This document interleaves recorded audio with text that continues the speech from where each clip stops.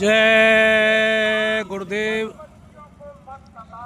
आज जय गुरुदेव आश्रम भरतपुर का ये स्थान, यहाँ से प्रथम शाकाहारी रैली मोटरसाइकिलों द्वारा यहाँ से गांव हंतरा से नंगला बंजार से ललता मुड़िया से गंधार से बेरी से अरोदा होते हुए वापस यहाँ आएगी।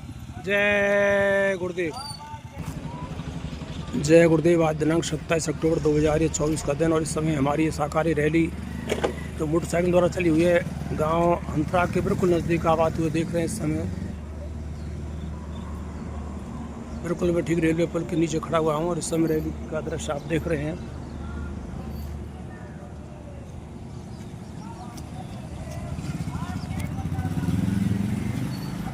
आगे कहीं चौराहा देख के रोक लीजिए। जय गुरुदेव।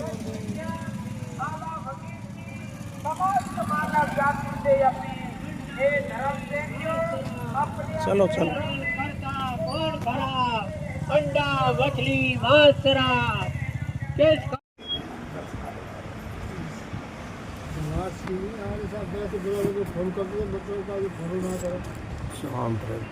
जय गुरुदेव। जय गुरुदेव। जय गुरुदेव नाम किसका? प्रभु का पावन प्यारा नाम। कलयुग का कल्याणकारी नाम। ये नाम नहीं इंसान का, नाम है भगवान का। ये काम नहीं इंसान का, काम है भगवान का। जय गुरुदेव। सर्वसमर्थ, सर्वव्यापक, आत्माओं के धनी, दया के समंदर, मंच पर विराजमान गुरु महाराज के चरण कमलों में कोटि कोटि बार नमन। दूर दराज से चल करके आए धर्म प्रेमियों, गुरु भाई बहनों, और जहाँ तक हमारी आवाज़ को आप गांव निवासी सुन रहे हैं, आप सभी को हमारा हाथ जोड़ के सादर प्रणाम, सादर जय गुरुदेव। देखो प्रेमियों, आज बड़े सौभाग्य का दिन है कि मालिक की असीम दया से हम सभी धर्म प्रेमी करीब 6 गांव में गए और 2 जगह मालिक की चर्चाएं भी हुई और शाकाहार का संदेश उन गांव निवासियों को मिला। देखो प्रेमियों, जो हम किसी चीज का संकल्प लेते हैं उस संकल्प को हमेशा पूरा करना चाहिए, और अगर हमने संकल्प कर लिया और उसको पूरा नहीं किया तो उसमें स्वयं का नुकसान होता है। और गुरु महाराज ने साफ शब्दों में कहा कि बच्चा, जब तुम संगत में जाकर के सेवा करोगे और मेरे शाकाहार का प्रचार तुम गांव, नगर, झोपड़ी, कस्बा, झुग्गी, शहर में जाकर करोगे। जय गुरुदेव। आज जय गुरुदेव आश्रम भरतपुर का ये स्थान, यहाँ से प्रथम शाकाहारी रैली मोटरसाइकिलों द्वारा यहाँ से गांव हंतरा से नंगला बंजार से ललता मुड़िया से गंधार से बेरी से अरोदा होते हुए वापस यहाँ आएगी। जय गुरुदेव। जय गुरुदेव। आज दिनांक 27 अक्टूबर 2024 का दिन और इस समय हमारी ये शाकाहारी रैली जो मोटरसाइकिल द्वारा चली हुई है गांव हंतरा के बिल्कुल नज़दीक आप आते हुए देख रहे हैं। इस समय बिल्कुल मैं ठीक रेलवे पुल के नीचे खड़ा हुआ हूं और इस समय रैली का दृश्य आप देख रहे हैं।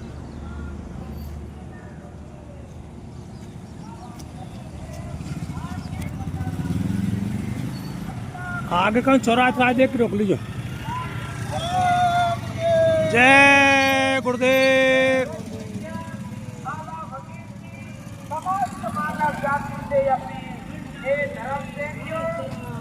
चलो चलो।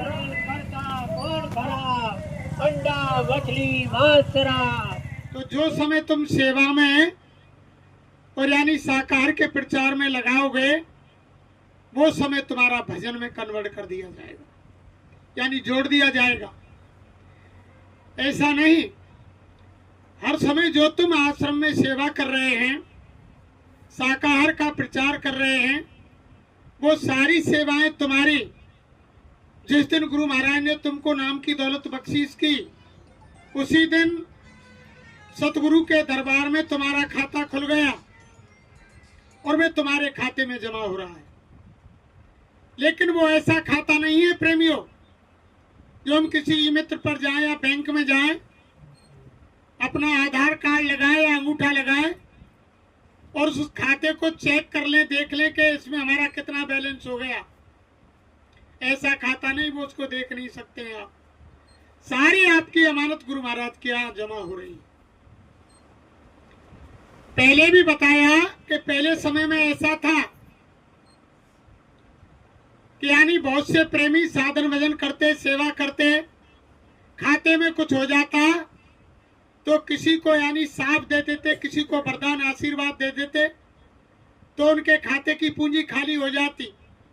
लेकिन कुछ समय बाद धरती पर ऐसे महात्मा आए, उन्होंने रोक लगा दी कि कोई भी प्रेमी अपने खाते में से यानी किसी को ना वरदान देगा, ना किसी को साफ देगा। ये गुरु महाराज ने दिल्ली में भी कहा, जब टाट पहनाया स्वामी जी महाराज ने दिल्ली के अंदर, जब गुरु महाराज ने कहा, रे देखो बच्चों बच्चियों, मैं तुमको वाक्य बुद्धि की यानी सिद्धि दिए देता हूं, तुमसे यानी वार्तालाप करने में कोई जीतेगा नहीं, लेकिन मैं तुमको अभी तुम्हारी यानी वाणी को ये दे दूं, सिद्धि दे दूं वाणी की, कि जो तुम कुछ कहोगे वो हो जाएगा। तो बहुत से प्रेमी ऐसे हैं, सहन नहीं कर पाएंगे और किसी ने कुछ कह दिया तो किसी को साफ दे देंगे, किसी को वरदान दे देंगे। इसलिए मैं वाक्य बुद्धि की सिद्धि आपको नहीं दे रहा, ये स्वामी महाराज ने दिल्ली में कहा। तो हम जिस किसी चीज का संकल्प लें, कोई भी चीज हो, आश्रम में तन की, मन की, धन की कोई सेवा हो, जब हमने उसका संकल्प ले लिया तो हमें उसको पूरी करनी चाहिए। उसी को कहते हैं व्रत। व्रत कोई ये चीज नहीं है कि दिन भर भूखे रहे, खाली पेट रहे कि हम व्रत कर रहे हैं और शाम को यानी फल फलारी मिठाई का भोजन कर लिया, ये व्रत नहीं है। व्रत लिया था भीष्म पितामह ने, उनका पहले देवव्रत नाम था। जब उन्होंने भीष्म प्रतिज्ञा की कि मैं आजीवन भर ब्रह्मचारी रहूंगा, उन्होंने व्रत लिया, संकल्प लिया, एक प्रतिज्ञा ली। तो व्रत कहते हैं यानी संकल्प को, प्रतिज्ञा को। व्रत ये नहीं कि खाली पेट रहिए। और ये व्रत क्यों किया जाता है, संकल्प क्यों किया जाता है? कि भाई हमको मालिक ने दया करके मनुष्य शरीर दिया है, अब की बार हमारी आत्मा का कल्याण करके हम लोक परलोक बना लें, इसलिए हम व्रत करें, संकल्प करें और उपवास करें। उपवास का मतलब यही है, यानी व्रत करें, संकल्प लें, हम प्रतिज्ञा लें कि हम मनुष्य मंदिर में बैठ करके मालिक को यानी प्राप्त करेंगे, उपवास करेंगे। उपवास का मतलब है उप माने दूसरा और वास माने निवास, यानी मृतलोक ये हमारा घर नहीं है, ये हमारा निज यानी धाम नहीं है। जो साईं महाराज ने कहा कि हमारे हुए देश से और जहां तुम्हारो धाम और तुमको घर पहुंचावनो ये हमारो काम। तो ये हमारा घर नहीं है जो आप इसको समझ रहे हैं। तो उपवास, उपवास का मतलब है उप माने दूसरा, वास माने निवास। जहाँ हमारा दूसरा निवास है वहां की हम चलने की तैयारी करें, ये व्रत लें, ये संकल्प लें, ये यानी हम प्रतिज्ञा करें। इसको कहते हैं व्रत और उपवास। ये नहीं कि हम खाली पेट रह गए और दिन भर खाली रहे और शाम को यानी फल फलारी खा लिए, मिठाई खा ली और हमारा व्रत और उपवास, ये होता है संकल्प व्रत। इसलिए कोई भी व्रत यानी लिया जाता है तो उसको पूरा किया जाता है। वही व्रत स्वामी जी महाराज दिला रहे हैं। सब नाम दान दे दिया उन्होंने और स्वामी महाराज ने कहा अब दीपावली आ रही है,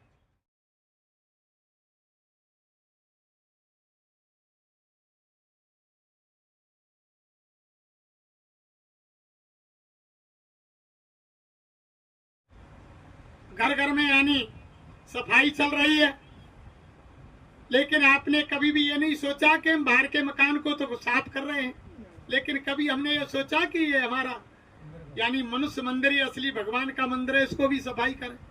इसका किसी ने सोचा? नहीं सोचा। और महात्मा क्या कहते हैं कि सदा दिवारी साधकी और 30 दिन त्योहार, यानी हम बाहर में तो दीपक जला रहे हैं, लेकिन हमारे घट के अंदर अंधेरा है, और बाहर में हम उजाला कर रहे हैं तमाम, और हमारे घट के अंदर नहीं देख रहे हैं कि घट का जो दीपक है वो बुझा हुआ है, उसको जलाने की कोशिश नहीं कर रहे हैं, लेकिन बाहर उजाला कर रहे हैं। और महात्मा उसी चीज को बताते हैं कि संत महात्माओं के यहाँ यानी 30 दिन त्योहार होते हैं और 30 दिन दिवाली मनती है, उनका कोई समय खाली नहीं होता है। जब तुम्हारी तीसरी अंदर की आंख खुल जाएगी और तुम्हारे कान खुल जाएंगे, तो वो यानी परम प्रकाश दिन राती ना चाहिए कुछ दिया घृत बाती, यानी वो 24 घंटे वो ज्योति जल रही है। जब वो ज्योति प्रकट हो जाएगी अंतर में, तो तुम्हें बाहर दीपक जलाने की जरूरत नहीं पड़ेगी। वो अंतर की ज्योति तो बुझा रखी है और बाहर हम कोशिश कर रहे हैं। और एक और अब जाने गांव गांव में क्या सिस्टम चल गया है, कोई महात्मा ने बता दिया जाने किसने। बहुत घरों में तुम देखेंगे शाम को दरवाजे पे देरी पे दीपक जले मिलेंगे, इतने दिन छिपे और दीपक जला दिए लोगों ने। यानी बाहर तो दीपक जला रहे हैं, लेकिन अपना अंदर का नहीं देख रहे। और महात्मा कहते हैं कि अंदर में जो दीपक बुझा हुआ है उसको जलाओ, जब तुम्हारा काम होगा। लेकिन हम नहीं समझ पा रहे हैं महात्माओं की बातों को, और गुरु महाराज बार बार यही कहते हैं। तो समय निकाल करके यानी दीपावली के पावन कार्यक्रम पर आप सभी ये संकल्प लें कि जो हमारे अंदर की ज्योति बुझी हुई है, अंदर का दीपक बुझा हुआ है, अब दीपावली आ रही है, जैसे बाहर के मकान की हम साफ सफाई कर रहे हैं, तो हमारे अंदर से जो यानी हमारे विकार भरे हुए हमारे अंदर अंतकरण में, उन विकारों को बाहर निकालें। जो गुरु महाराज की गाते ना प्रार्थना के, गुरु में गुनहगार अत भारी, काम क्रोध छल चतुराई इनके संग मेरी यारी, गुरु में गुनहगार अत भारी। यानी इनके संग तो हमारी यारी हो रही है और हम गुनहगार हैं, अंदर की सफाई नहीं कर रहे हैं, और रात दिन में यानी बाहर की सफाई कोने कोने में लगे हुए हैं। और महात्मा कहते हैं कि भाई इसकी भी सफाई करो। असली दिवाली तो तब बनेगी जब तुम मनुष्य मंदिर की सफाई अंदर से करोगे और उसमें दीपक को जलाओगे, और हम बाहर दीपक जला रहे हैं।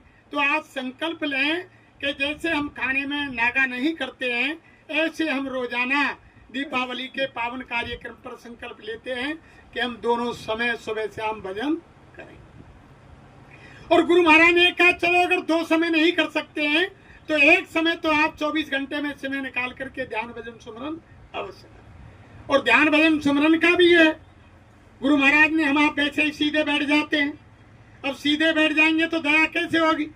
तुम बाजार गए अभी और बाजार में तुमने कोई सामान खरीदना है और तुम्हारे पास मोटरसाइकिल है या कोई गाड़ी है, और तुमने गाड़ी बाहर खड़ी कर दी किसी दुकानदार के पास, और दुकानदार से तुमने कहा नहीं कि भैया मेरी यहाँ बाइक खड़ी है, मैं बाजार जा रहा हूँ, इसकी रखवाली रखना। जब कह देंगे तो वो रखवाली रखेगा। और तुम खड़े करके चले गए और मान लिया कि यह दुकानदार अपना है, जानकार है, उससे कहा नहीं, तुम बाजार चले गए, तो वो रखवाली क्यों रखेगा? ऐसे ही जब हम ध्यान भजन सुमरन पर बैठे तो मालिक से विनती प्रार्थना करें कि हे गुरु महाराज, मैं नीच अधम नाकार पापी पामर जीव हूँ, और मुझे 1 घंटा 2 घंटा बैठने की ताकत दो, और मेरी जीवात्मा के आंख कान के साथ मन बुद्धि चित्त को लगाने में मेरा सहयोग करो, मेरी मदद करो। तब गुरु महाराज दया करेंगे। जब किंगे नहीं तो वे कैसे मानेंगे? तुम सीधे भजन पर बैठ गए। फिर साईं महाराज ने कहा कि यानी हमेशा संपुट बांधना चाहिए भजन ध्यान सुमरन से पहले और बाद में। संपुट क्या चीज होती है? गुरु महाराज ने मन से बताया, अरे बच्चा देखो, पहले एक कोई ब्रह की प्रार्थना बोलो। जब एक यानी ब्रह की प्रार्थना हो जाए, जैसे मेरे प्यारे गुरु दाता या गुरु में गुनहगारत भारी, भरोसे चरण कमल के तेरे, यानी कोई भी प्रार्थना हो, यानी अंतर में उसको प्रार्थना करो। धीरे धीरे आवाज निकल जाए प्रार्थना में कोई बात नहीं, धीरे धीरे आवाज निकाल के प्रार्थना करते रहो। करने के बाद और यानी सबसे पहले अंतर में यानी गुरु महाराज को प्रणाम करो। जिस अवस्था में तुमने उनका दर्शन किया या जिस अवस्था में तुमने नामदान लिया, उसी स्वरूप को गुरु महाराज के को अंदर में बसा करके सबसे पहले दृष्टि प्रणाम गुरु महाराज को करो, फिर पांचों धनियों को करो, यानी पहले नाम का रूप उसको दृष्टि प्रणाम करो, दूसरे नाम का रूप याद करो फिर उसको दृष्टि प्रणाम करो, तीसरे नाम का रूप याद करो फिर उसको दृष्टि प्रणाम करो, चौथे नाम के रूप को याद करो फिर दृष्टि प्रणाम करो, फिर पांचवें नाम को याद करो उसको दृष्टि प्रणाम करो, फिर बाद में फिर गुरु महाराज के यानी चेहरे को फिर याद करो, फिर उनको प्रणाम करो, तब ध्यान भजन सुमरन पर बैठो। और जब ध्यान भजन सुमरन पूरा हो जाए फिर बाद में संपुट बनाओ। इसी तरह गुरु को प्रणाम करो, पांचों धनियों को प्रणाम करो, फिर साईं महाराज को प्रणाम करो, उसके बाद फिर एक प्रार्थना बोलो, उसके बाद फिर गुरु महाराज को नमन करके फिर बैठ खड़े हो जाओ। यानी जब तक आप संपुट नहीं बांधेंगे, पांचों धनियों को यानी नमन नहीं करेंगे, गुरु महाराज को दृष्टि प्रणाम नहीं करेंगे, तो वो हमारी पुकार को कैसे सुनेंगे। गुरु महाराज ने कहा कि जब तुम संपुट में पांचों धनियों को प्रणाम करेंगे तो वो खुश होंगे कि मुझको कौन याद कर रहा है, मुझको कौन यानी नमन कर रहा है। जब याद करेंगे तो ध्यान भजन सुमरन में वे तुम्हारी मदद करेंगे। तो ये सारी चीज जब तक छोटी छोटी समझ में नहीं आएंगी, हम सीधे बैठ जाते हैं और समझते हैं कि गुरु की दया नहीं हो रही है, कुछ सुनाई दिखाई नहीं दे रहा है, कोई आवाज नहीं आ रही है। भाई ये संसार में एक आवश्यकता पूरी, एक यानी हमारे अंदर इच्छा प्रकट हुई, एक इच्छा के पीछे यानी फिर इच्छा बनती चली गई, बनती चली गई, बनती चली गई, और फिर ध्यान भजन का भी यानी सर्वनाश हो गया। आपने वो कहानी नहीं सुनी कि एक महात्मा के आश्रम में एक महात्मा जी रहते थे। जब आश्रम में महात्मा जी रहते थे तो उनके आश्रम में एक चूहिया आ गई। जब चूहिया आ गई तो महात्मा जी के जो कपड़े रखे थे उनको काट दिया। जब महात्मा जी दूसरे दिन स्नान करने लगे, कपड़ा देखे तो चूहिया ने काट दिया। जब उनके गांव वाले भगत आए तब महात्मा ने कहा कि भाई बचाओ, हमें एक चूहिया आ गई है और बहुत यानी परेशान करती है, हमारे यानी सारे कपड़े, हमारी अंगोछा, लंगोटी, हमारी चद्दर सबको काट दिया। अब चेला बोले कि बाबा इंतजाम कर ले चूही, जब बिल्ली पकड़ लाए गांव बच्चा। अब लाके उनने चेलान ने बिल्ली आश्रम में छोड़ दी। अब बिल्ली छोड़ दी तो बिल्ली को दूध चाहिए। अब बाबा बोले कि बच्चाओ, बिल्ली को तो दूध चाहिए ही, दिन भर पुकारे भूखी मरे।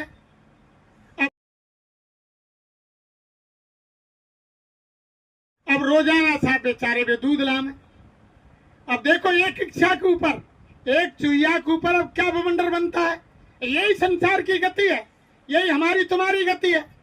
अब बिल्ली ले आए, अब बिल्ली को दूध चाहिए। अब रोजाना वे चेला दूध लामे। अब कुछ दिन लाए, बोले कि बाबा भाई दे ऐसे पार नहीं पड़ेगी, हम पे ऐसे दूध नहीं आवेगा, रोज रोज कौन करते मांगे। बाबा हम तो एक गैया लाए दे, तू एक गैया बांध ले आश्रम।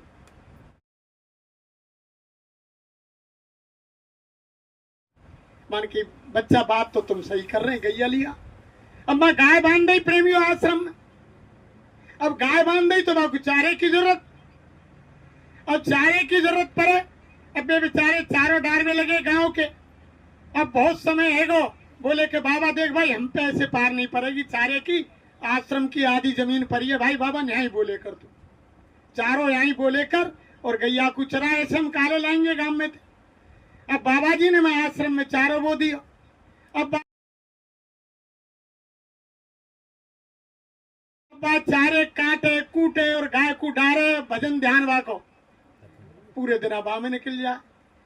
अब बाबा बोलो के बन की भाई मेरो तो यार सत्यानाशी है गो, भजन ध्यान सब छूट गो, और या मैं गाय की सेवा में ही निकल जाए मेरो समय, कोई जब तक 10-5 मिनट मिले तो मैं कैसे करूं भाई, मेरी ऐसे कैसे पार पड़ेगी।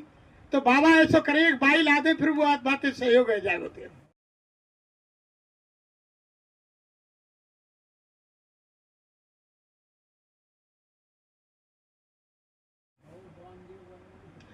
अब भाई ले आए, आश्रम में भाई आ गई प्रेमियों। अब भाई आ गई तो बाबा जी और भाई रहने लगे। अब अचानक ही उनको यानी प्रेम प्रसंग बढ़ गो, जट उनके बच्चा पैदा है। अब बच्चा पैदा है, बच्चा फिर स्कूल में भेजे। अब ये बच्चा पढ़वे जा रहे हैं और ज्यादा यानी लफरांद लग गई, तो बाबा जी को ग्रस्त में फंसकर सारो ध्यान भजन सुमरन खत्म। ये हालत संसार की है, ये हालत संसार की है, हमारी तुम्हारी है ये हालत। एक इच्छा के पीछे एक दूसरी नई पैदा हुई, तीसरी हुई, चौथी हुई, और हम आप उसमें फंसते चले गए और यानी ध्यान भजन सुमरन और गुरु महाराज की बातों को भूल गए। यही हालत हमारी आपकी हो रही। और बाबा जी क्या कह रहे हैं, अरे बच्चा तुम मेरे कहने से मेरा एक काम कर दो। साईं महाराज बार बार मन से बोले और सबने सुना होगा कि बच्चा मेरा काम, एक काम मेरा कर दो तुम। अब बहुत से प्रेमियों ने समझा कि बाबा क्या कहेंगे, जाने कौन से काम ही कहेंगे। तो गुरु महाराज मन से बोले, अरे बच्चा मेरे कहने से मेरा एक काम कर दो, तुम भजन कर लो। जिस संसार की तुम चीजों के लिए रात दिन कड़ी मेहनत कर रहे हो, शरीर से इतनी परेशानी कर रहे हो, वो संसार की चीजें मैं तुमको मुफ्त में गिफ्ट में दे दूंगा। मेरे कहने से तुम भजन कर लो, मेरा एक काम कर दो, संसार की चीज सारी तुमको गिफ्ट में मुफ्त में मिल जाएंगी। और हम क्या लगे हुए हैं, संसार में लगे हुए हैं कि ये काम हमारो खेती को खराब है जाएगो, घर को खराब है जाएगो, यानी गृहस्थी को खराब है जाएगो। और बाबा जी कह रहे हैं कि जो तुम्हारे भाग में प्रारब्ध में लिखा है, ना उससे तुमको कम मिलना और ना उससे अधिक मिलना। जितना तुम्हारे प्रारब्ध में लिखा हुआ है वो मिलेगा, उसको कोई मिटने वाला नहीं है। और तुम यानी कोई बेईमानी धोखाधड़ी किसी के साथ करके बेईमानी का धन कमा के लाओगे, तो वो जो तुम्हारे घर में ईमानदारी के 10, 20, 50 हजार जो रखे हैं, ऐसी कोई मौत, मुकदमा, चोरी, कोई ऐसा आपके सामने आएगा और उनको भी साथ में लपेट के ले जाएगा। यानी ईमानदारी की कमाई भी चली जाएगी आप। लेकिन हम तुमको विश्वास नहीं महात्माओं की बातों पर, यानी विश्वास हो जाता तो हमारा आपका काम बन जाता। देखो एक सहजोबाई नाम की बहुत बड़ी संत हुई, छोटी मोटी नहीं, बहुत बड़ी संत हुई सहजोबाई, जिन्होंने कहा कि राम तजू पर गुर न विसार और गुर के सम हर को न हार, और हर ने मोते आप छुपायो और गुर ने मोकू भेद बताया। यानी बहुत बड़ी प्रार्थना सहजोबाई की। तो उसमें सहजोबाई बहुत बड़ी भगत हुई। उन्होंने छोटी उम्र में ही चरणदास महाराज को अपना गुरु स्वीकार कर लिया, उनसे नामदान ले लिया और वो यानी भजन करने लग गई। तो सहजोबाई से उनके गुरु चरणदास ने कहा कि बच्ची तुम गृहस्थ जीवन के बंधन में मत पड़ना। अब उसकी कोई सलाह नहीं थी शादी करने की। अब अचानक उनके माँ बाप ने सहजोबाई का संबंध कर दिया। जब सहजोबाई का संबंध कर दिया और जब सहजोबाई को मालूम पड़ी, पहले समय में यानी छोटी उम्र में ही बच्चियों की शादी कर देते थे, तो 10-12 साल की उम्र में ही सहजोबाई की शादी की तैयारी कर दी। अब सहजोबाई ये मालूम पड़ी, सहजोबाई ने माँ बाप से कहा कि पिताजी, अम्मा, मैं यानी इस गृहस्थ जीवन के बंधन में नहीं पड़ना चाहती।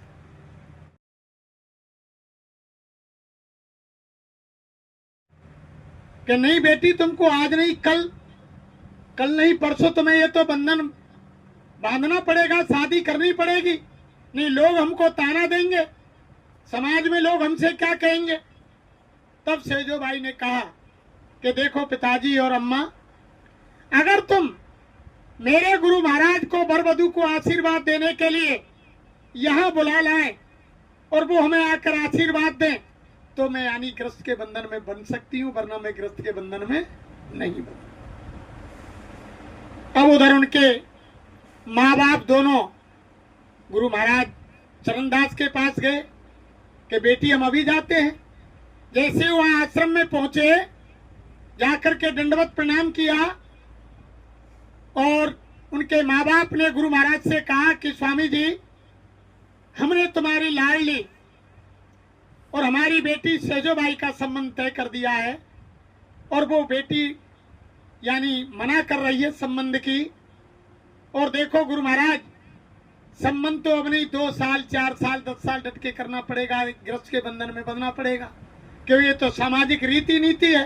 कब तक हम यानी बंधन में नहीं बांधेंगे।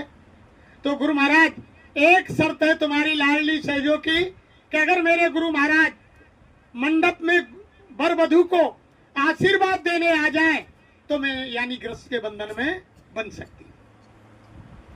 तो गुरु महाराज दया करो और तुम शादी उस दिन की है और तुम्हें वहां वर वधू को और तुम्हारी लाडली सहजो को यानी आशीर्वाद देने के लिए मंडप में आना है। अब उधर उन्होंने कह दिया कि जाओ बच्चा, हम आशीर्वाद देने के लिए आएंगे।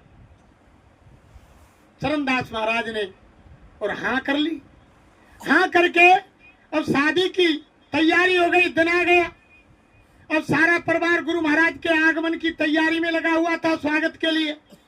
और सहजोबाई यानी सज धज के मंडप में बैठ गई। अब उधर चरणदास महाराज वहां पहुंचे, जाकर के उन्होंने स्वागत किया। उन्होंने पूछा कि सहजो कहाँ है। गुरु महाराज ने पूछा कि महाराज वो तो मंडप में, शादी के मंडप में और तैयार है करके सज धर कर बैठी है कि मुझे सहजो से ही मिलना है। तो गुरु महाराज गए, मंडप में जाकर के सिर पर हाथ रखा, आशीर्वाद दिया और सहजो से एक बात कही चरणदास महाराज ने कि सहजो तनक सुहाग पर और कहां गुथायो शीस और मरना है रहनो नहीं विश्वाबीस। उन्होंने कहा कि सहजो, तुमने थोड़े से सुहाग के ऊपर ये इतना श्रृंगार ये क्यों किया है और यहाँ मरना है रहना नहीं है। जब ये बात सहजो ने सुनी प्रेमियों, सारे कपड़ों को श्रृंगार को फेंकने लग गए। अब माँ बाप रोने लग गए कि बेटी तुम ये क्या कर रही हो। इतने में क्या हुआ, बारात आ गई। घोड़ी पर दूल्हा बैठकर आ रहा था, यानी चढ़ाई हो रही थी, आतिशबाजी चल रहे थे, बैंड बाजे बज रहे थे। जब आतिशबाजी यानी जोर से चली तो घोड़ी बिदकी, जैसे ही मंडप के नजदीक आई और यानी वो उछल कूद करने लगी घोड़ी, और दूल्हे यानी घोड़ी से नीचे गिरा और गिरते ही उसके प्राण पखेरु खत्म। सहजोबाई ने श्रृंगार फेंक दिया। तब सहजो की समझ में आई कि ये सारा खेल गुरु महाराज का है, इनके एक एक बात में रहस्य होता है। और तभी इन्होंने मुझसे आकर कहा कि सहजो तनक सुहाग पर कहां गुथायो शीस और मरना है रहनो नहीं जानो विश्वा बीसों विषय जाना है। तभी ये गुरु महाराज ने कहा। उनके माँ बाप पैरों में गिर गए और चरणदास महाराज के शिष्य बन गए। जब सहजोबाई की इतनी बड़ी भक्ति देखी, सहजो ने जाकर के अलग कुटिया बना ली। जब उनके गुरु ने कहा कि बेटी सहजो, हम तुम्हारी कुटिया में रोज तुम्हारे लिए दर्शन देने को आएंगे, रोजाना हम तुम्हारी कुटिया में आकर भोजन करेंगे रोजाना और तुमको दर्शन देंगे। प्रेमियों, इतनी बड़ी भक्त थी सहजो। तो एक दिन क्या हुआ, सहजो अपने गुरु के इंतजार में बैठी हुई थी और दिन के समय से सतगुरु चरणदास लेट हो गए। इतने में सहजो के सामने बाहर कुटिया में बैठी हुई थी। बाहर कुटिया से सहजो, इतने में सहजो के सामने ध्यान गुरु का लगा हुआ था कि गुरु महाराज आएंगे, गुरु महाराज आएंगे।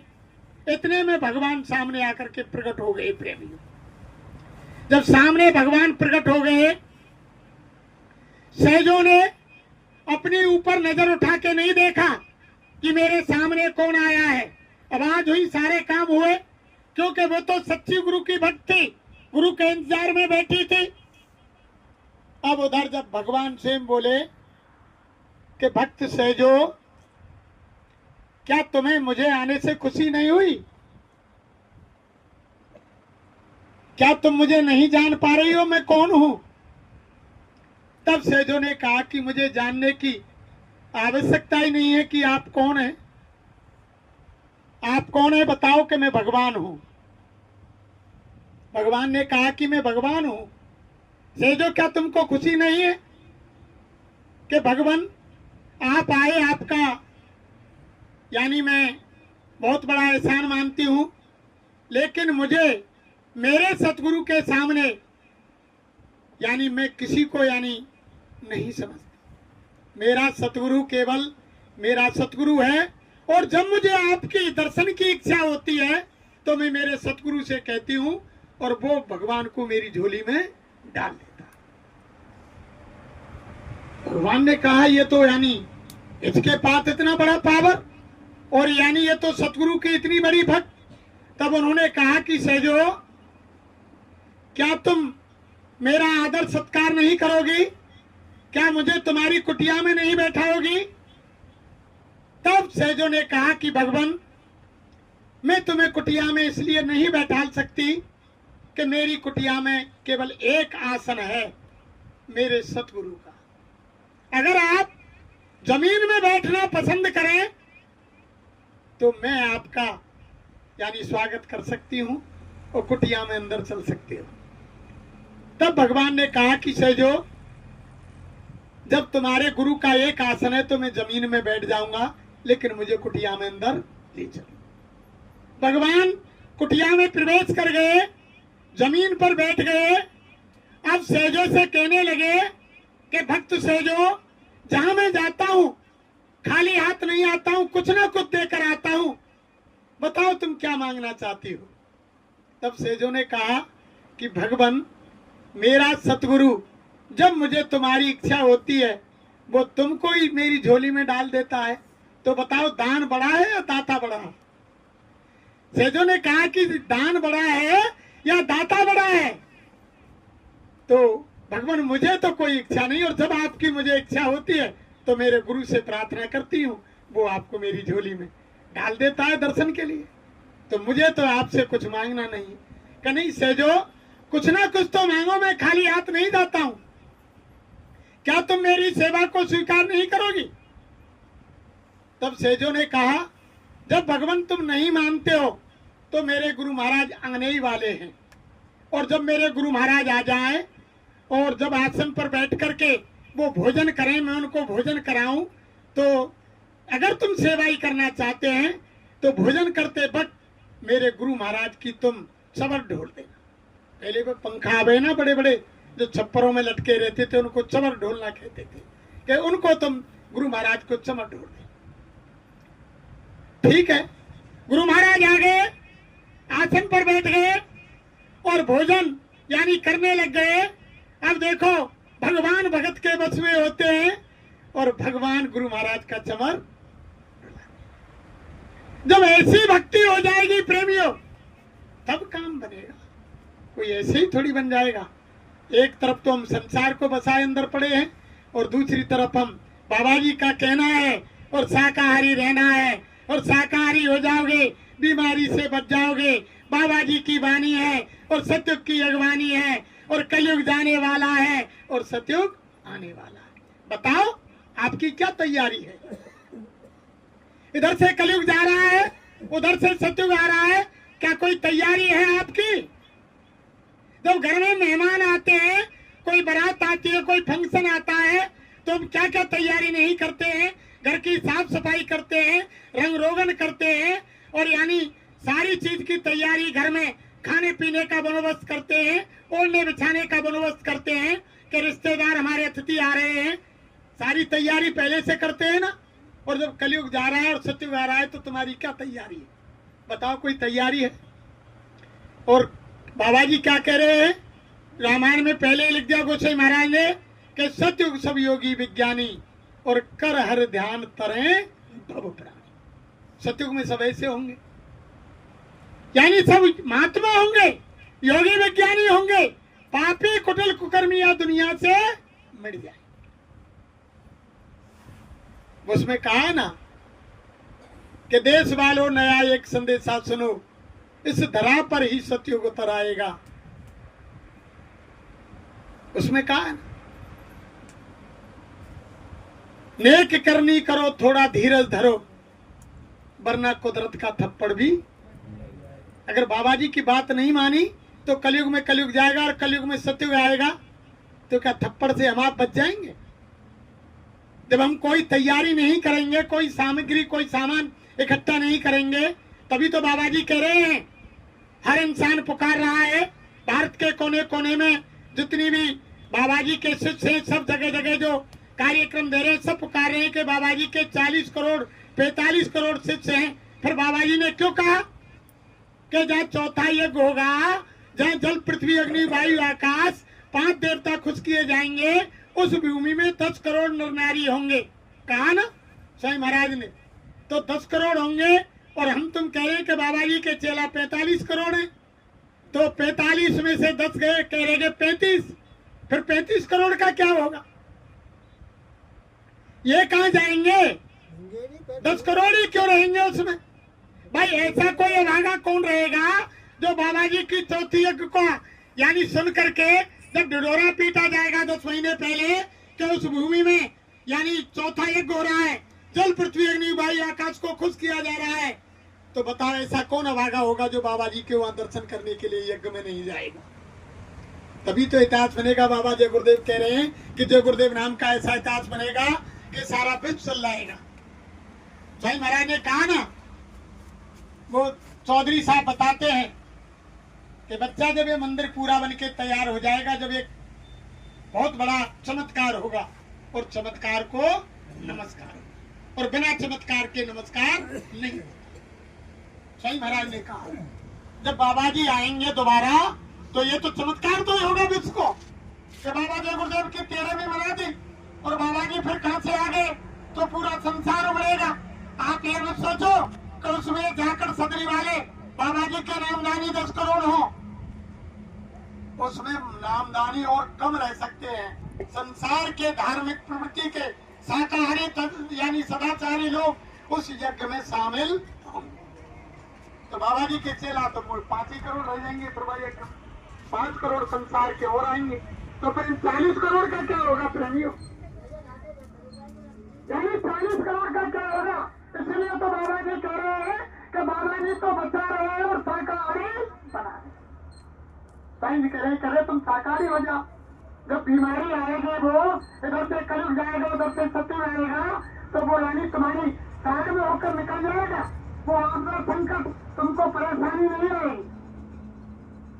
ऐसे ही एक महात्मा से एक शिष्य ने पूछा कि गुरु महाराज, तुम ये कहते हो कि भजन करो, सत्संग करो, शाकाहारी हो, अरे मरना संसार वालों को है और मरना हमको है, तो बताओ हम भजन से और सत्संग से बच जाए तो हम जाना करें। जय गुरुदेव आश्रम भरतपुर का स्थान, जहाँ पर आज 27 अक्टूबर 2024 का दिन, रविवार का सत्संग, महीने का आखिरी रविवार, समय करीब 1:30 बजे। मालिक ने समय से दिया है, और कोई अमर का पट्टा दिखा के नहीं आता, सबको जाना है। तो बाबा जी ने सबको ही जाना है, संसार वालों को जाना है, तो हमको फिर भजन और सत्संग सुनने की क्या जरूरत है, हमको यहाँ से जाना है।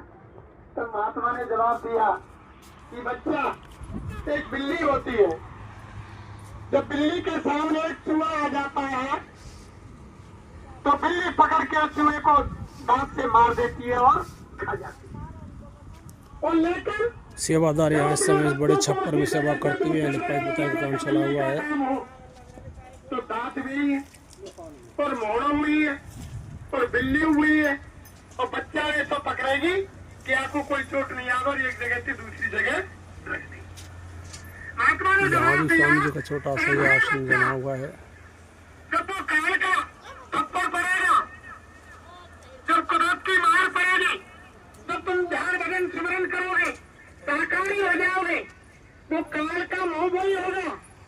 सामने NH-21 आगरा टू जयपुर का मार्ग, करने वाले और शाकाहारी जीवों को बिल्कुल उसके नजदीक ही अपना आश्रम। बच्चों को उठाती है, ऐसे उठाएगा, कोई खरोंच उस जीव को नहीं है। सामने आप देखिए वाहन भी चले गए। पापी को गर्मी है, तो उसको चूहे की तरह काल उन्हीं दांतों से दबोच देगा मां। ये यानी तभी तो बाबा जी चिल्ला रहे हैं कि बाबा जी का कहना और शाकाहारी। सच महाराज इतना कहें कि संसार वालों को सुना दो, गली मोहल्ले शहर नगर कस्बा कोई जगह खाली नहीं रहे कि बाबा जी ने कहा कि तुम बचना चाहते हो कुदरत की मार से तो आप शाकाहारी हो जाओ। इतना कह रहे गुरु महाराज तुम भजन नहीं करते हो तो शाकाहारी तो हो जाओ। और शाकाहारी सदाचारी में यही नहीं आता कि मांस नहीं खाते शराब नहीं पीते। अरे शाकाहारी सदाचारी में यानी सारी चीज आती है। अगर तुमने अपनी वाणी से किसी का दिल दुखा दिया, तुमने ऐसे वचन निकाल दिए तो यानी वो भी एक हत्या कर्म पाप बन गया। तभी तो महात्माओं ने कहा कि वाणी ऐसी बोली है मन का आपा खोए और उनको शीतल करे और आपको शीतल बोली एक अमोल है। और जो कोई बोले जान और ये तराजी तोल के तब मुख बाहर। अब किसी के दिल हम तो खा रहे और वैसे हम कह रहे कि हम शाकाहारी हैं और कहो तो झगड़ों कर रहे हैं और लोग उंगली उठा रहे हैं।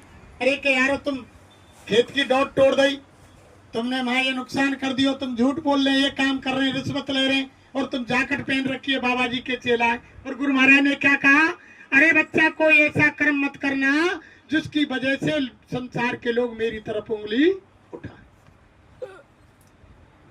कोई किसी का राम का हनुमान का देवी का देवता का कृष्ण का कोई भक्त हो, लाल पीले दोहरे कपड़े वाला हो, उनसे कोई कुछ नहीं कहेगा या कोई भी वो कर्म कार्य करे। अगर जय गुरुदेव वाले की वाणी से एक शब्द भी अगर आउट निकल गया तो तुरंत उसकी जबान को पकड़ लेंगे कि भैया तुम तो जय गुरुदेव की शिष्य हैं और तुम क्या कह रहे हैं। इसीलिए तो गुरु महाराज ने कहा कि कोई शब्द कोई कर्म यानी ऐसा नहीं होना चाहिए जो मेरी तरफ लोग उंगली उठाएं। अब इनके आदेश का पालन हम आप सोच लो कितना कर रहे हैं, अपने मन में विचार कर लो। और कलयुग जाने की तैयारी हो रही है, अब समय बिल्कुल कगार पर है, ज्यादा समय नहीं है।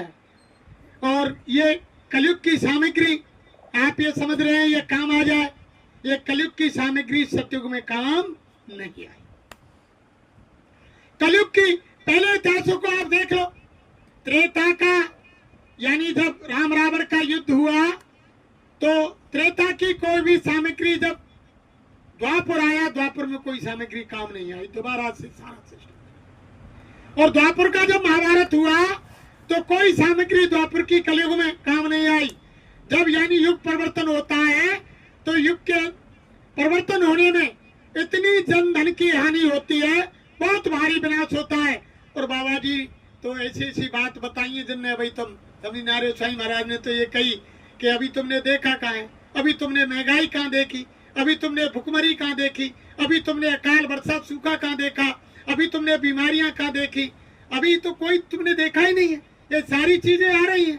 अरे बाजार में कोई सामान खरीदने वाला नहीं होगा, दुकानदार हाथ पर हाथ धरकर बैठे रहेंगे लेकिन बाजार में कोई सामान नहीं खरीदेगा। गुरु महाराज मन से बोले, अरे बच्चा जो तुम्हारी विलासता की चीज है उनको अभी से खत्म कर दो, जो आवश्यक चीज है उसको खरीदो। जब वो तुमको विलासता की चीज आने वाले खराब समय में नहीं मिलेगी तो तुम्हारा दिल दुखी होगा। साईं महाराज ने कहा कि दिल दुखी होगा जब वो चीज नहीं मिलेगी, आत्मा दुखेगी। तो इसलिए तभी तो गुरु महाराज ने एक बार एक चिट्ठी निकाली, उसमें कहा कि बच्चा घर में नमक रोटी खा करके दिन निकालो। साईं महाराज ने कहा लेकिन मासिक मंदिर सेवा अवश्य भरो। रखी हुई है चिट्ठी। साईं महाराज ने कहा कि मासिक मंदिर सेवा अवश्य भरो। इस मंदिर की उम्र 10,000 वर्ष और यहाँ लोग विश्व के आकर सिजदा करेंगे या मत्था रगड़ेंगे। छोटी मोटी उम्र नहीं, यानी लोग आएंगे सुबह विदेशों से, नाश्ता करके यहाँ सत्संग सुनेंगे और दोपहर का भोजन अपने वहां जाकर करेंगे। विज्ञान इतना बढ़ जाएगा। और अभी तो मैंने सत्संग सुनाया नहीं, अभी तो मैं सत्संग की जमीन तैयार कर रहा हूँ। जब मैं सत्संग सुनाऊंगा तो सत्संग में बैठी बैठी जीवात्माएं जिस मंडल का मैं वर्णन करूंगा उस मंडल में यानी भ्रमण करेंगे। बाबा जी ने तो बहुत बात बताई। और साईं महाराज ने तो ऐसा कहा कि ऐसा विकराल समय आएगा कि औरत अपने बेटे को खा जाएगी। बेटा बाप को काट कर खा जाएगा। अब वो कुछ कुछ तो आ रहा है। अभी वहां बंगाल के अंदर अपने बाप के जाने बाप ने बेटे के टुकड़े कर करके और फ्रीज में रख दिए। अब रोज ही ना निकाले और तले और पकावे और रोज खा जाओ। तो वो समय तो इतना है, भयंकर समय इतना आएगा। उस समय जब गुरु महाराज ने कही सबकी दाढ़ी में आग लगेगी तो कौन किसकी आग बुझाएगा। एक भजन ही ढाल तलवार का काम करेगा, दूसरा कोई तुम्हारी रक्षा नहीं करेगा। ना तुम्हारा रुपया पैसा, ना तुम्हारा कुटुंब परिवार, बीवी यानी बच्चे, पति पत्नी, कोई नातेदार रिश्तेदार, उस समय तुम्हारा अड़ोसी पड़ोसी, कोई भी सत्संगी, कोई तुम्हारी रक्षा नहीं करेगा। केवल एक भजन तुम्हारा रक्षा करेगा। सत्संगी अगर तुम भजन नहीं करेंगे तो उसमें सत्संगी क्या करेगा, कैसे रक्षा होगी। भजन ये ढाल तलवार का, ये गुरु महाराज के वचन मन से वही ढाल तलवार का काम करेगा। अरे तुम असली नहीं करते हो, नकली तो बैठो, घाट पर तो बैठो, मेरे आदेश का पालन तो करो। लेकिन हम वो भी नहीं कर पा रहे संसार के जमेले में। क्यों कि ज्यादा यानी संसार का काम किया, हारे थक गए, भजन में नागा है जाए लेकिन संसार के काम में नागा नहीं। और बाबा जी कह रहे हैं कि संसार को काम छूट जाए लेकिन भजन मत छोड़ो। उल्टा कर रहे हैं। और बाबा जी कह रहे हैं कि तुम करते वही हो जो तुम चाहते हो। स्वामी जी कह रहे हैं कि तुम करते वही हो जो तुम चाहते हो, लेकिन होता वही है जो मैं चाहता हूं। फिर गुरु महाराज ने कहा अरे तू कर वही जो मैं चाहता हूं और फिर होगा वही जो तू चाहता है। बाद में होगा जब मेरे आदेश का पालन कर। पहले मेरी बात को मान। जब तू मेरी बात को मान जाएगा, जब तू कहेगा वही तेरा काम होगा। लेकिन पहले इनकी बात माननी पड़ेगी। और पहले हम अपनी बात मना रहे हैं बाबा जी से, और बाबा जी हमारी बात को नहीं मानता है तो हम क्या कह देते हैं कि गुरु अधूरा है। गुरु अधूरे हैं। पूरे गुरु होते तो हमारा ये काम हो जाता, ये काम हो जाता। अरे हमने पहले समय में जो बोया है उसको काटना पड़ेगा प्रेमियों। जो हम इस समय क्रियामान कर्म कर रहे हैं, महात्मा कहते हैं, यानी जो हम क्रियामान कर्म कर रहे हैं इस समय, ये हमारे खाते में जमा हो रहे हैं। यानी वो जाकर के संचित कर्म बन रहे हैं, इकट्ठे हो रहे हैं। ये क्रियामान कर्म जब कर रहे हैं खाते में जमा हो रहे हैं, वो हो गए संचित कर्म। और जब ये सांसों की पूंजी खत्म हो जाएगी, इस शरीर को छोड़ करके जीवात्मा जब ऊपर के मंडलों में यानी धर्मराज के दरबार में पेश की जाएगी, तो वहां संचित कर्म को देख कर ही कि कितने इसने पुण्य किए और कितने पाप किए, इसको यानी कौन सी योनि में कौन खान में डाला जाए। यानी 4 खान 84 लाख योनियां है। इसको जानवर पक्षी पेड़ पौधा पहाड़ पर्वत बनाया जाए या मनुष्य शरीर दिया जाए, और उसके अंदर यानी सारा प्रारब्ध पहले लिख जाता है कि इसके जीवन में इतने उतार चढ़ाव आएंगे, इतनी बीमारी, इतनी तकलीफ, इतनी खुशी, इतना धनमान, ऐसी स्त्री, ऐसे बच्चे, ऐसा मकान, ऐसा धन जायदाद, सारी लिखा पड़ी पूरा प्रारब्ध पहले बन के तैयार हो जाता है, तब जाकर के ये शरीर मिलता है। फिर भी हम विश्वास नहीं कर रहे हैं महात्मा के वचनों का। हम फिर भी रात दिन रगड़ संसार में करने लगे हुए हैं। 99 के फेर में पड़े हुए हैं कि 99 थे ये 100 होने चाहिए, और कोई ना कोई ऐसी घटना आ जाए 99 थे फिर घट जाए, फिर घट जाए, फिर 99 करके लामे के 100 होने चाहिए, फिर कोई घटना घट जाए फिर वे कम है जाए। यानी 99 के 100 ना हेरे, वे घटते ही चले जाए। लेकिन हम बात को नहीं समझ रहे। इसलिए प्रेमियों, समय बहुत विकराल है और उस समय कगार पर है। और तुमने बाबा जी की बात एक नहीं सुनी।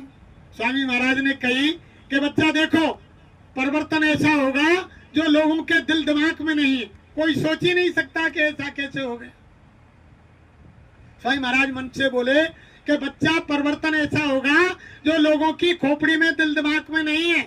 स्वामी महाराज बोले कि रात को तुम खा पी कर सोओगे, जब कुछ और तुम्हारे दिल दिमाग में होगा ही नहीं कि क्या होगा, और जब रात में सो जाओगे, जब सुबह जगोगे, ऐसा परिवर्तन होगा कि इंसान को इंसान खोजता।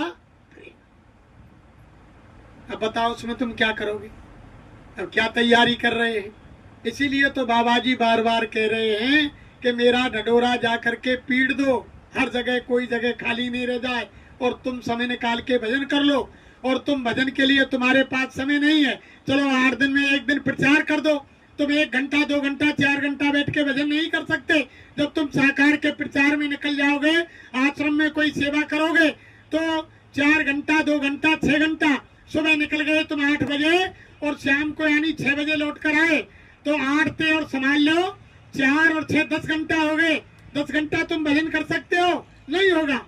और साकार का प्रचार 10 घंटे कर दोगे तो वो तुम्हारे भजन में जोड़ दिया जाएगा, खाते में जल्दी बैलेंस हो जाएगा। और तुमने कहे कि हम भजन कर लें घर बैठ के, तो भजन तो बनना रहो, खा तो खाली पर रहेगा।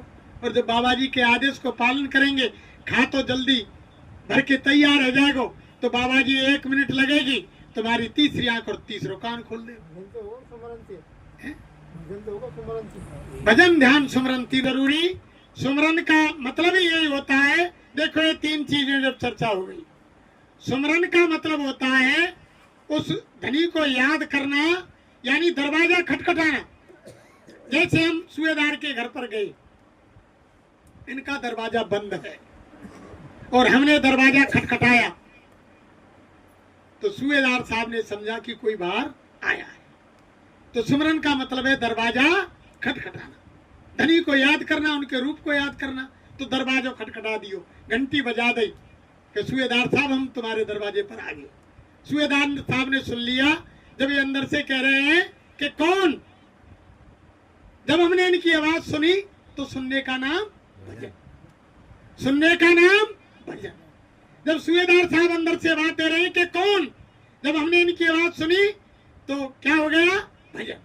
और जब ये बाहर आए, दरवाजा खोला, जब आमना सामना हुआ, हमने इनको देखा और हमने उनको देखा, तो देखने का नाम ध्यान, देखने का नाम ध्यान।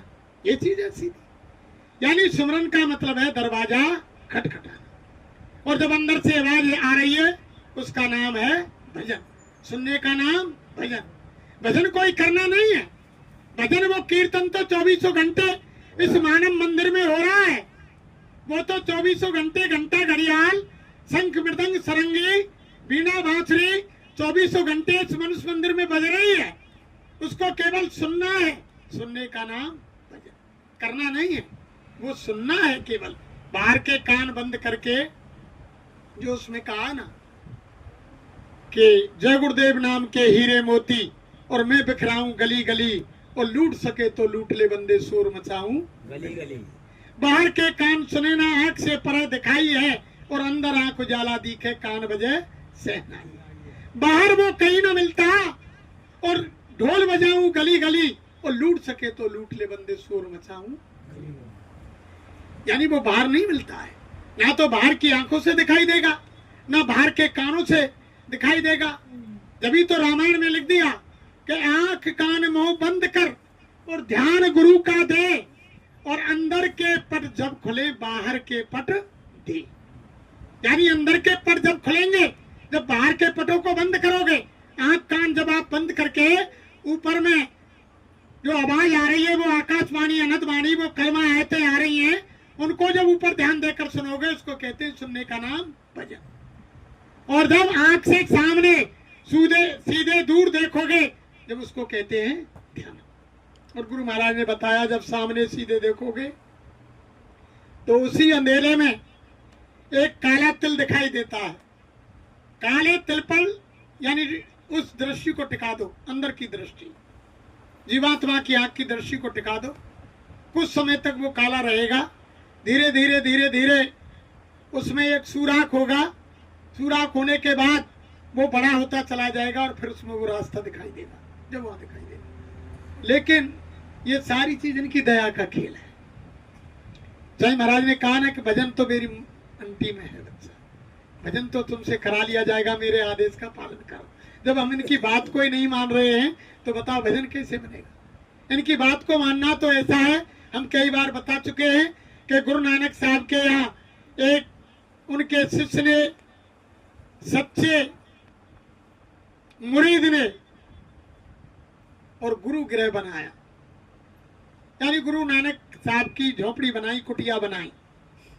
जब कुटिया बनाई तो वो बेचारा गरीब था, उनके पास कुछ नहीं था, यानी अपने परिवार के लालन पालन की कोई सामग्री नहीं थी, इतना गरीब था। जब कुटिया बनाई, गुरु महाराज जानते थे, लेकिन सच्चा भगत था, सतगुरु का प्यारा था। जब कुटिया बनाई 10 दिन काम करते करते हो गए। जब गुरु नानक देव ने कहा कि रे बच्चा, वो तुम्हारी मजदूरी, वो तुम्हारी तनख्वाह ले लेते, कि गुरु महाराज अभी इसको पूरा होने दो, हम ले लेंगे।